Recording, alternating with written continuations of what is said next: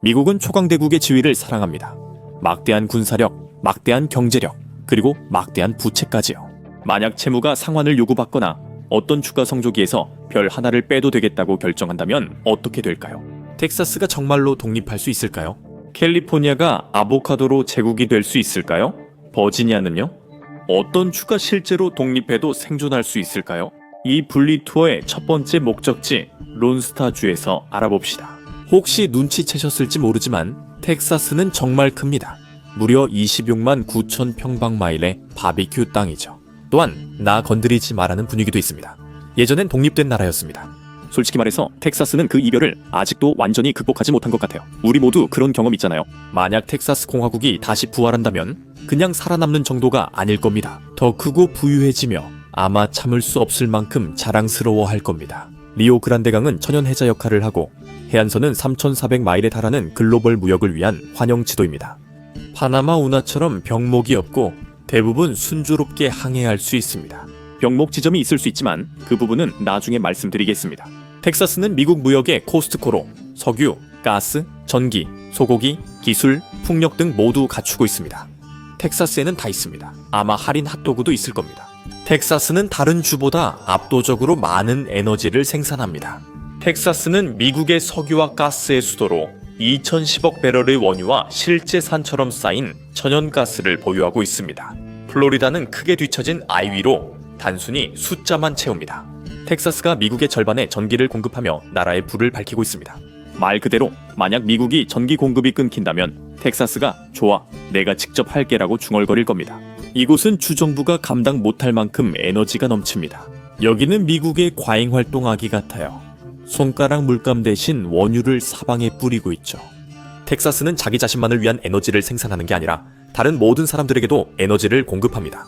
해외로 나가는 미국 에너지의 68%가 바로 여기서 나옵니다. 2024년 한 해에만 1,543억 달러에 달하는 규모로 오페크조차도 견눈질할 정도입니다. 하지만 에너지는 이야기의 일부일 뿐입니다. 텍사스 땅의 86%는 농업에 사용됩니다. 즉, 지도에서 평평하고 햇볕 잘 들며 거름 냄새가 나면 누군가 그걸로 돈을 벌고 있다는 뜻입니다. 텍사스인의 14%가 농업에 종사하며 농사, 목축 또는 날씨의 소리를 지릅니다. 텍사스는 자신뿐만 아니라 여러분도 먹여 살립니다. 소 사육만으로 수십억 달러 가치를 자랑합니다. 여기에 달걀, 귀리, 피칸, 감귤, 땅콩, 쌀, 밀, 옥수수도 넣으세요. 이건 주의 자부심이 담긴 식료품 진열대와도 같습니다. 먹을 수 있거나 입을 수 있는 것이라면 텍사스가 아마 브랜드를 붙였을 겁니다. 텍사스의 한 농부가 먹이거나 입힙니다. 155명을 먹이거나 입히는 건 대단하지만 텍사스가 모든 걸 자국 내에서만 소비했다면 30% 비만율도 높게 보이지 않았을 겁니다. 그래서 텍사스는 수출을 하고 미국의 다른 지역은 저녁 식사를 하게 되죠. 텍사스는 천만에오라고 말합니다. 하지만 텍사스는 음식과 석유만 있는 곳이 아니라 실리콘, 강철, 그리고 로켓 연료도 생산합니다. 테슬라, 스페이스X가 들어왔고 오라클, 캐터필러도 남쪽으로 옮겼습니다. 텍사스는 항상 도시, 고속도로, 산업 등 무언가를 짓고 있습니다. 여기서는 모든 것이 더 큽니다. 특히 야망이 그렇죠. 그리고 누군가 그것을 빼앗으려고 한다면 행운을 빕니다. 텍사스는 미국 최대 주방위군과 100만 명 이상의 참전 용사를 보유하고 있습니다. 텍사스 사람들이 텍사스를 건드리지 말라고 하는 건 단순한 슬로건이 아닌 경고입니다. 하지만 제가 언급했던 그 병목 지점을 기억하세요. 미국만 이전에 멕시코만의 반대편 플로리다입니다. 플로리다가 시도하면 공산주의 쿠바와 협력해 그 만을 병목 지점으로 만들 수 있습니다. 이 세계에선 만화 악당의 음모 같지만 실제로 가능합니다. 그래도 그게 유일한 진짜 약점일 겁니다. 텍사스는 모든 것이 넓게 펼쳐집니다. 지리 투어를 좋아하신다면 구독해주세요. 저는 지금 텍사스 전력망만큼이나 간신히 버티고 있습니다. 이제 걸프만을 건너 플로리다로 가봅시다. 플로리다는 습도를 무기로 삼을 수 있는 유일한 주입니다. 플로리다는 어떤 기준으로 보면 8,400마일이 넘는 해안선을 가진 미국에서 두 번째로 해안선이 긴 주입니다. 병목 지점도 없고 막히는 곳도 없으며 그냥 탁 트인 바다와 활짝 열린 지갑만 있습니다. 여긴 뭔가를 내보내기에 딱 좋죠. 플로리다는 관광지일 뿐만 아니라 오렌지와 플로리다맨도 유명하니까요. 여긴 식량 순수 출국입니다. 2023년에는 신선한 과일력 2,100만 달러어치, 채소 3억 7,200만 달러어치를 수출했습니다. 딸기, 토마토, 망고, 사탕수수를 군대나 마이애미 비치의 모두에게 충분히 수출했습니다. 봄방학 때는 둘 다 같은 의미입니다. 식물에 관심 없다면 해산물을 시도해보세요. 플로리다는 연간 5억 달러어치를 수출하며 자급자족이 가능합니다. 문제는 에너지입니다. 플로리다는 에너지는 많이 쓰지만 석유와 가스는 거의 없습니다. 미국 전체 매장량의 0.1%도 안 되는 에너지 자원을 가진 곳입니다. 해상에는 텅 빈 탱크가 있지만 하루에 100만 배럴의 석유가 있습니다. 2006년부터 시추가 금지되었고 금지는 2032년까지 연장됐습니다. 하지만 그게 중요한 건 아닙니다. 플로리다는 수십 년 전 이미 금지했습니다. 장기적 사고는 플로리다답지 않죠. 텍사스와 달리 플로리다는 태양광에 집중하지만 재생에너지는 수요의 10%에 그치고 원자력 발전소도 2곳뿐입니다. 분위기와 햇빛만으로 주 전체의 전력 공급은 불가능합니다. 다행히도 플로리다의 중위소득은 7만 3천 달러로 높아서 돈이 있으면 연료를 살 수 있습니다. 텍사스와 거래는 합리적입니다. 에너지를 주고 접근권을 얻으며 텍사스는 전기를 공급하고 플로리다는 카리브해 무역을 유지합니다. 세면이 바다로 둘러싸여 방어가 쉽습니다. 선샤인 스테이트는 독립국으로 존속할 수 있을까요? 물론이죠. 누가 플로리다에 덤비겠습니까? 플로리다의 주요 자원 중 하나는 빅애플 출신 은퇴자들입니다. 다음 분리 독립 투어는 어디일까요? 뉴욕주는 세계 금융산업의 중심지 중 하나이며 이는 자본주의의 심장부인 뉴욕시 덕분입니다. 그리고 혹시 모르셨다면 뉴욕 사람들은 부자입니다. 가구의 중간소득은 82,100달러였습니다. 하지만 부와 영향력만으로는 한계가 있습니다. 그런 것들은 소프트 자산이라 칵테일 파티엔 좋지만 정전엔 쓸모없습니다. 진짜 나라는 산업, 인프라, 겨울 난방 유지가 필수입니다. 이 점에서 뉴욕은 조용히 뛰어난 성과를 냅니다. 2024년 뉴욕은 철강부터 반도체까지 모든 제조 상품을 730억 달러치 수출했습니다. 뉴욕은 돈 거래뿐 아니라 실제로 무언가를 만듭니다. 이 도시 항구는 세계 최고 중 하나입니다. 뉴욕이 미국 도시가 된 주된 이유는 지리적 위치로 인해 부유해졌기 때문입니다. 뉴욕과 뉴저지 항구는 단순히 분주한 게 아니라 필수적입니다. 이곳은 미국 최대 석유 수입지이자 북동부를 살리는 동맥입니다. 그 연결고리가 끊기면 아침도 전에 해안 절반이 마비됩니다. 그게 문제입니다. 뉴욕은 스스로를 유지할 만큼 충분한 전력이 없습니다. 인구는 4번째로 많지만 전력 생산량은 10위에 불과합니다. 뉴욕은 전력의 약 45%를 캐나다에서 수입합니다. 퀘벡과 연결된 상태에선 독립적으로 행동하기 어렵습니다. 그리고 인디언 포인트 원자력 발전소도 있었습니다. 지금은 폐쇄됐죠. 2021년 뉴욕시 전력의 4분의 1이 하룻밤에 끊겼습니다. 이건 마치 정전도 예술적으로 해볼까 라는 조치 같아요. 지금이요. 잠들지 않는 도시는 더 많이 화석연료를 태웁니다. 뉴욕만 발전소를 폐쇄하며 이를 진보라 할 수 있습니다. 뉴욕은 에너지의 약 85%를 수입하고 거의 천연가스를 생산하지 않습니다. 식량 상황도 개선되지 않고 뉴욕은 매달 수십억 달러치 식량을 수입합니다. 그리고 옥상 케일 정원으로는 그 문제를 해결할 수 없습니다. 뉴욕은 혼자서는 살아남을 수 없습니다. 아직은 말이죠. 적어도 지금은요. 뉴욕은 위기에서 벗어나기 위해 돈을 쓰고 허세를 부리며 시끄럽게 행동해야 할 것입니다. 뉴욕은 과거 금융위기 전 주택담보대출을 팔던 것처럼 이제 식량과 연료를 위해 무역, 금융, 미디어, 영향력, 매력을 팔 것입니다. 하지만 뉴욕에는 덜 궁핍해질 수 있는 한 가지 장점이 있습니다. 그것은 바로 지하 업스테이트에 있습니다. 석유도 아니고 금도 아니며 그냥 오래된 전통적인 자원입니다. 땅에서 캐거나 녹이거나 강을 오염시킬 수 있는 자원. 이것이 생존의 열쇠입니다. 더럽고 시끄러우며 불편합니다. 뉴욕답죠. 국경만 봐도 알 수 있습니다. 뉴욕은 마르셀로스와 유티카 셰일 가스전 위에 자리 잡고 있습니다. 펜실베이니아와 함께 이 가스전을 공유하고 있죠. 어색한 룸메이트처럼 말이죠. 마르셀로스 셰일만 해도 엄청나게 큽니다.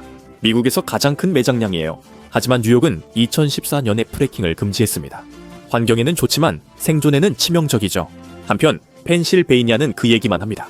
펜실베이니아가 독자적으로 움직이면 뉴욕도 시추를 시작해야 합니다. 마르셀로스 셰일 개발로 뉴욕주는 에너지 자립과 강대국 도약이 가능합니다. 문제는 어디까지 갈 수 있느냐입니다. 다음 제국이 될까요? 아니면 세계에서 가장 교묘한 조세 피난처가 될까요? 지금까지 플로리다, 텍사스, 그리고 뉴욕이 어떻게 대처할지 살펴봤습니다. 물론 이건 좀 예상 가능했을 수도 있지만 나머지도 계속 지켜봐주세요. 그리고 댓글로 알려주세요. 혹시 놀라운 점이 있었다면요. 이미 펜실베이니아를 언급했으니 이제 살펴보겠습니다. 펜실베이니아의 아름다운 가스전과 움직이는 시추 장비들은 마치 수제 맥주를 발견하고 그걸 라이프 스타일로 만든 힙스터처럼 끊임없이 윙윙거리고 있습니다. 조금 과하게 자랑합니다. 이 주는 763조 입방피트의 매장량을 보유하고 있습니다. 텍사스가 1위지만 펜실베이니아는 이를 계속 자랑하는 과잉성 투자입니다. 록펠러는 떠났지만 이 주는 여전히 돈을 벌고 있습니다. 이곳은 또한 오하이오, 메릴랜드, 뉴저지, 그리고 에너지가 부족한 뉴욕에 전기를 가장 많이 수출하는 주로 전력망의 푸드트럭 같은 존재입니다. 그리고 여기서 가스에만 그치지 않습니다. 조시 샤피로 주지사는 3마일 아일랜드 원자력 발전소를 다시 가동하는 방안까지 제안했습니다. AI 데이터 센터에게는 어제 거의 재앙이었던 시설에서 내일의 기술을 돌리는 것만큼 진보를 상징하는 일도 없습니다. 식품 분야는 다소 약합니다. 농업 수출액 220억 달러 중 대부분이 유제품, 대두, 가금류입니다. 펜실베이니아는 여전히 소비가 판매보다 많지만 에너지가 지렛대가 되어 철강 등 모든 것을 살 수 있게 합니다. 필라델피아 항구는 2024년 460억 달러 상품을 수출했습니다. 치즈 스테이크와 산업 폐수 냄새가 아직도 희미하게 나는 강 항구치고는 나쁘지 않죠. 하지만 문제는 필라델피아의 모든 생명줄이 델라웨어 강을 따라 흐르고 있다는 겁니다. 단 한 곳의 병목 지점에서 재앙이 일어날 수 있고 그 병목 지점의 바로 위치에 있습니다. 뉴저지는 교통 콘 같은 곳입니다. 앙심 품는 법을 배운 곳이니 가장 좋은 방법은 명확할 수 있습니다. 펜실베이니아, 뉴욕, 뉴저지가 동맹을 맺어 서쪽은 에너지, 동쪽은 금융, 중간은 태도를 담당합니다. 다시 말해 평소와 다름없는 일이죠. 그래서 펜실베이니아는 당분간 스스로 설 수 있지만 시간이 지나면 달라질 겁니다. 서부 해안의 중간 자식은 항상 관심을 원하죠. 워싱턴은 독자적으로 나설 가능성이 꽤 높습니다. 지리적으로도 태평양 해안선이 길다는 점이 도움이 됩니다. 병목 지점은 거의 없으며 퓨젯 사운드도 가능성은 낮습니다. 여기는 미국에서 가장 분주한 해운로로 시애틀과 터코마 항구가 있습니다.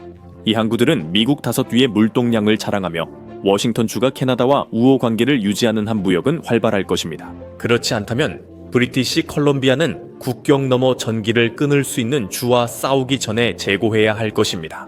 워싱턴주는 국내 필요 이상으로 전기를 생산하고 있습니다. 워싱턴주는 캘리포니아와 캐나다의 전력을 수출하지만 곧 수요가 크게 늘어날 예정입니다. 워싱턴주의 2035년 신규 가솔린 차량 판매 금지 조치는 전기 사용량을 거의 2배로 늘릴 수 있습니다. 워싱턴주는 미국 수력 발전의 4분의 1을 차지하는 황금 광맥 위에 있습니다. 그랜드 쿨리댐 하나만 해도 연간 15테라와트시의 전기를 생산합니다. 이는 서부 해안 전체의 커피 머신을 무한정 가동할 수 있는 양입니다. 하지만 미래가 전부 폭포와 재생에너지의 자만심으로 가득한 것은 아닙니다. 워싱턴은 석유와 가스 생산이 거의 없고 둘 다 수입에 의존합니다. 재생에너지가 강점이지만 여전히 화석연료에 의존합니다. 헬리온, 잽, 아발란체 등 핵융합 스타트업들이 문제 해결에 힘쓰고 있습니다. 헬리온은 2028년까지 세계 최초 핵융합 발전소로 마이크로소프트 데이터 센터에 전력을 공급할 예정입니다. 성공하면 워싱턴은 건드릴 수 없는 존재가 됩니다. 만약 실패한다면 워싱턴은 파티에서 항상 핵융합이 10년만 있으면 된다고 주장하는 그 사람이 될 겁니다. 좋은 소식은 워싱턴이 식량과 자금을 갖고 있다는 점입니다. 워싱턴은 순식량 수출국으로 수억 달러 상당의 과일, 채소, 밀, 해산물을 수출합니다. 워싱턴은 자급자족이 가능하며 남는 식량을 남쪽에 보낼 수 있고 부유하기도 합니다. 2023년 기준 가구 중위소득은 약 94,600달러입니다. 그리고 단지 기술 분야뿐만 아니라 산업 전반에 걸쳐 그렇습니다. 400억 달러가 넘는 제조업 수출이 이루어지고 있으며 그중 1,850억 달러는 운송 장비, 항공기, 선박, 미사일이 주도하고 있습니다. 그래서 퓨젯 사운드를 봉쇄하는 것은 전략이라기보다는 자살 행위에 더 가깝게 들립니다. 워싱턴주는 에너지 수출과 공학 기술을 보유하고 있습니다. 파이프라인만 열어두면 워싱턴주는 실제로 독립국가로 번영할 수 있는 몇 안 되는 주 중 하나입니다. 특히 그 핵융합 스타트업 중 하나라도 성공한다면 시애틀의 커피 공급이나 마이크로소프트의 절반이 증발하지 않기를 바라야겠죠. 에너지 이야기를 했지만 극북 지방에는 가지 않았네요. 사실 은메달을 받아야 할 곳이 또 있습니다. 여기서 받아야 한다가 중요한 말이죠. 알래스카는 춥긴 하지만 약하지는 않습니다. 알래스카는 실제로 독립적으로 설 수 있는 몇 안 되는 곳 중 하나입니다. 주민 중 10명 이상이 참전 용사로 전국에서 가장 높은 비율입니다. 이 주는 사실상 스노모빌을 가진 거대한 무장주택 소유자 협회와도 같습니다. 지리적인 이점도 있죠. 사방이 요새처럼 세 면은 물, 한 면은 얼음, 나머지는 고립되어 있습니다. 경제적으로도 알래스카는 살아남을 연료가 충분합니다. 30억 배럴이 넘는 석유가 비축되어 있고 하루에 46만 5천 배럴을 생산하고 있어서 정부가 넉넉하게 운영될 만큼의 자금이 있습니다. 실제로 알래스카는 주민들에게 존재만으로도 1년에 1,000에서 2,000달러 정도를 지급합니다. 또한 알래스카는 125조 입방피트의 천연가스를 보유하고 있지만 액화가스 파이프라인 없이는 수출할 수 없습니다. 이 파이프라인은 디스코 시대부터 알래스카의 꿈이었습니다. 음식은 완전한 재앙입니다. 이곳에서 소비되는 음식의 90-95%가 외부에서 들어옵니다. 이 주는 농산물 수출이 최하위입니다. 물론 해산물은 많지만 소고기나 곡물, 대규모 농업은 없습니다. 땅이 너무 춥고 험준하며 끊임없이 당신을 위협합니다. 아이러니하게도 이것이 바로 러시아가 처음에 이 땅을 판 이유입니다. 따라서 생존하려면 석유가스를 식량과 교환해야 합니다. 중위소득은 약 86,600달러지만 그 대부분이 에너지 산업에 의존하고 있습니다. 제조업은 뒷전입니다. 석유 자금이 끊기면 알래스카 인구는 약 2,000명으로 줄겠지만 지리적 위치로 영향력은 유지됩니다. 에너지는 힘입니다. 워싱턴과 거래하면 모두가 따뜻하게 지낼 수 있습니다. 석유가스를 식량 기술과 교환하는 것이죠. 두 개척지주가 서로를 살리는 셈입니다. 남쪽의 혼란과 비교할 때 알래스카의 고립은 오히려 큰 이점일 수 있습니다. 모두가 따뜻하게 지내려면 필수적인 줄을 굶주리게 하는 건 쉽지 않습니다. 알래스카, 워싱턴, 펜실베이니아는 잘 대처할 것 같아요. 지금까지 특별히 논란 주가 있었나요?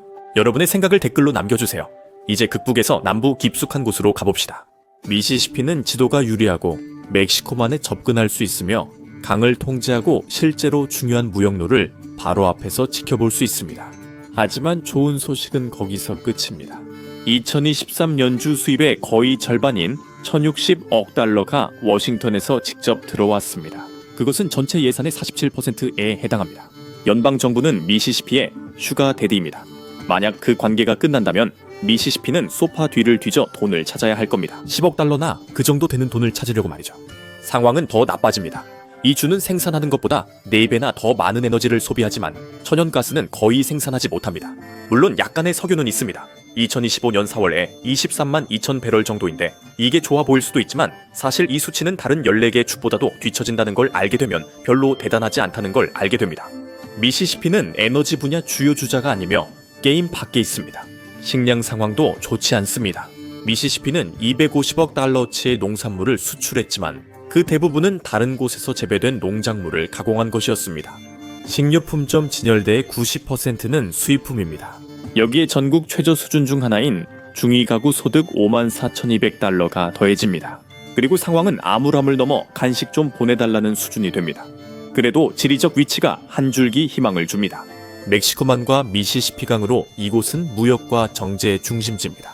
델타 지역은 잘 관리하면 더 많은 농업을 지원할 수 있습니다. 큰 전제지만 산업에너지 자금 흐름 없이는 미시시피는 독립적으로 나아갈 힘이 없습니다. 그럼 어떻게 해야 하죠? 한쪽 편을 들어야 하나요? 그레이터 텍사스 공화국이나 플로리다 만연합 둘 다 에너지, 인프라, 자금이 있습니다. 미시시피는 지리적 이점을 가지고 있고 이 세계에서 지리는 협상력으로 충분히 중요하죠. 주도권을 쥘 정도는 아니란 말인가요? 그래도 완전히 나쁜 소식만은 아니네요. 미시시피가 외롭진 않겠어요. 버지니아가 짐을 싸서 합류하고 있습니다. 그 주의 중위소득은 약 9만 달러에 머물러 있죠. 주 수입의 29%만이 워싱턴에서 나옵니다. 꽤 독립적으로 들리죠. 하지만 버지니아의 대부분은 워싱턴, 연방기관, 군사기지, 그리고 방위 산업체들입니다. 눈에 보이는 한 만약 워싱턴 DC가 무너지면 북부 버지니아는 그 영향권에 들어가게 됩니다. 지리적으로 약간 도움이 되긴 합니다. 대서양 해안선 덕분에 무역로에 접근할 수 있는데 이건 꼭 필요합니다. 왜냐하면 당분간 자체적으로 에너지를 생산할 수 없기 때문이죠. 버지니아는 2024년 원유 생산량이 3,000배럴로 최하위였습니다.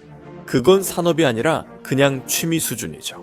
버지니아는 천연가스와 우라늄의 거의 전부를 수입하고 있으며 미국에서 가장 많은 전기를 순수입하는 주로 사용하는 전기의 36%를 외부에서 구매합니다. 버지니아는 에너지를 생산하지 않고 흡수해요. 워싱턴 DC에서 불이 꺼지면 연방정부 급여 지급도 즉시 중단됩니다. 버지니아 AI 데이터 센터와 제조 공장은 지난해 1,540억 달러 수출을 기록했지만 하루 만에 모두 멈출 수 있습니다. 미국의 드론을 만드는 그 주는 꺼진 화면들과 월급을 받지 못한 엔지니어들의 무덤이 되어버립니다. 하지만 한 가지 구원은 있습니다. 바로 음식입니다. 버지니아는 순수 출국이며 땅은 비옥하고 소들도 울고 있습니다. 올바른 동맹만 있다면 버지니아는 중부 대서양 공화국의 중심이 될 수 있습니다. 무역과 외교를 조금 하고 대부분은 괜찮은 척하죠. 독립이 아니라 생존이죠. 요즘은 그게 같은 의미니까요. 와일드카드에 대해서는 어떻게 생각하세요? 이런 곳들이 살아남을 수도 있고 아닐 수도 있죠. 하와이는 예전에도 수세기 동안 고립 속에서 살아남았으니까요. 하와이는 인내심이 있고 지리적으로도 지구에서 가장 방어에 유리한 곳 중 하나입니다. 사방이 물이고 산들은 너무 날카로워서 베일 정도죠. 그리고 지금 마시고 있는 스무디는 차갑지도 싸지도 어쩌면 진짜 과일도 아닐 겁니다. 이 섬들은 석유나 가스 매장량이 전혀 없습니다. 전적으로 수입 연료에 의존하고 있는데 주로 일본에서 들여오는 액화 천연가스입니다. 이게 끊기면 문제가 생기죠. 하와이는 관광객이 석양 셀카를 찍는 속도보다 더 빨리 암흑에 빠집니다. 음식 상황도 마찬가지입니다. 90%가 수입입니다. 수십 년 동안 농지를 밀어버리고 리조트를 짓는 게 그 당시에는 정말 좋은 생각처럼 보였습니다. 그 기반을 다시 구축하는 데는 수년이 걸릴 것이고 아마도 인피니티 풀에서 보이는 경치를 망칠 겁니다. 아니요, 하와이는 혼자 해결하지 않아요. 하와이가 할 수 있는 최선은 아시아와 서부 주들 사이의 중간 지점으로 다시 쓸모있게 되는 것입니다. 세계 최종 경유지입니다. 독립은 가혹하겠지만 생존은 하와이가 이미 잘 알고 있는 일입니다. 하와이는 예전부터 그렇게 해왔으니까요. 우리는 에너지를 얻으려면 무언가를 태워야 했습니다. 이번엔 발전기와 냉각기를 쓰는 게 좋겠네요. 피냐콜라다 콜로라도도 또 다른 변수이고 꽤 강력한 변수이기도 합니다. 로키 산맥 뒤에 숨겨져 사실상 미국의 패닉룸입니다. 미국에서 방어가 쉬우며 세 번째로 큰 상품 수출국인 이곳은 약 100억 달러의 제조 제품을 이동시킵니다. 이곳은 기술 허브로 변모해 일부는 양자 실리콘밸리라 부릅니다. 정말 인상적이죠. 하지만 아무도 뜻을 모른다는 걸 알게 되면 달라집니다. 문제는 호황의 많은 부분이 연방 자금에서 나왔다는 것입니다. 워싱턴 지원이 끊기면 그 스타트업들은 생명줄을 잃습니다. 갑자기 퀀텀밸리는 정말 비싼 게임룸처럼 보이기 시작합니다. 그래도 기본은 탄탄합니다. 콜로라도는 2024년 석유 생산량 4위로 1억 7,200만 배럴을 기록했습니다. 콜로라도는 에너지와 식량을 모두 순수출하며 산이 많아도 전국 1위의 기장 생산지입니다. 기장을 싫어하는 사람도 없죠. 밀의 80%가 수출됩니다. 해안선이 없어도 문제 없습니다. 콜로라도는 항구가 필요 없습니다. 전력, 식량, 그리고 고도가 있으니까요. 즉, 생존주의자들의 스타터팩이죠. 아니면 콜로라도는 금방 이웃주와 합쳐질 수도 있습니다. 유타주 하면 뭐가 떠오르시나요? 짠 호수요? 모르몬교도들은 서쪽으로 와 자신들만의 세상을 만들려 했죠. 그곳에선 누구도 그들을 비웃지 않았어요. 그들은 고립과 안식처, 신앙이 자라고 남의 평가가 닿지 않는 그런 곳을 원했죠. 그게 성공하기 전까지는 미친 짓처럼 들렸죠. 알고 보니 아무도 없는 외딴 곳이 본부로는 딱이더군요. 물론 내륙이라 해안도 항구도 빠른 수입도 없지만요. 이건 설득하기 힘든 얘기지만 솔직히 유타는 바다가 필요 없어요. 에너지의 뷔페 위에 앉아 있으니까요. 미국에서 9번째로 큰 생산지로 2024년에 6,600만 배럴의 석유를 생산했고 사용한 것보다 더 많은 천연가스를 뽑아냈어요. 수년간 불을 밝히고 사원을 빛나게 할 만큼 충분합니다. 식량도 넉넉하고 유타는 순수 출국이며 냉동 소고기가 주인공입니다. 소, 유제품, 곡물 모두 포함되어 있습니다. 사람들이 주치를 사막, 소금, 설교로만 생각하지만 제조업 수출만 1,740억 달러에 달해 꽤 성과가 좋습니다. 해안선이 있으면 좋겠지만 유타주는 산맥 뒤에 에너지, 식량, 산업 등 필수 요소들을 모두 갖추고 있습니다. 여긴 자연 요새 같고 콜로라도와 힘을 합치면 더 이상 하나의 주가 아니에요. 그건 오프리스키가 있는 포트 녹스와도 같습니다. 아, 그리고 아마 캘리포니아에 대해서도 궁금하실 겁니다. 늘 살아남죠. 햇빛 자본과 변호사들 덕분에 사실상 불멸입니다. 너무 뻔해서 여기서 말하는 건데 주로 제 철저함을 증명하려고요. 만약 미국이 실제로 분열된다면 위대한 미국 분열에서 누가 승자가 될까요? 저는 텍사스에 걸겠지만 캘리포니아 변호사들도 강하다고 생각합니다. 그들은 정부보다 더 무서운 것들도 무너뜨려 받고 시간 단위로 요금을 청구하죠. 오늘 함께 해주셔서 감사합니다. 영상이 재미있으셨길 바라며 이런 영상을 더 보고 싶으시다면 구독과 알림 설정 부탁드립니다. 정말 큰 힘이 됩니다. 다시 한번 감사드리고 다음에 맵팩에서 또 뵙겠습니다.